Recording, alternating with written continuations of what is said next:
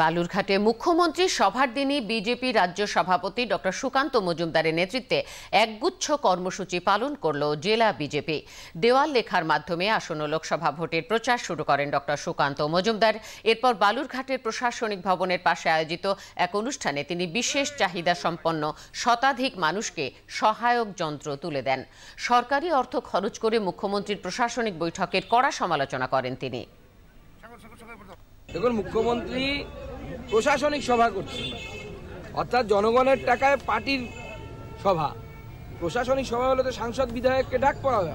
আমি তো সেগুলো কালকে ব্যারাকপুরে অত লাঠি খাওয়ার পরও আমাদের কর্মীরা তাদেরকে সাথে কথা বলে তাদেরকে ছাড়িয়ে নিয়ে আমি কালকে রাত্রিবেলা রওনা হয়ে বালুরঘাটে চলে এলাম। ভেবেছিলাম মুখ্যমন্ত্রী আমাকে ডাকবে, আমি বালুরঘাটের সাংসদ, তো প্রশাসনিক সভা তো সাংসদ বিধায়ক ছাড়া তো হওয়া উচিত না, কিন্তু আমাকে ডাকেনি না, ডাকছেনই না।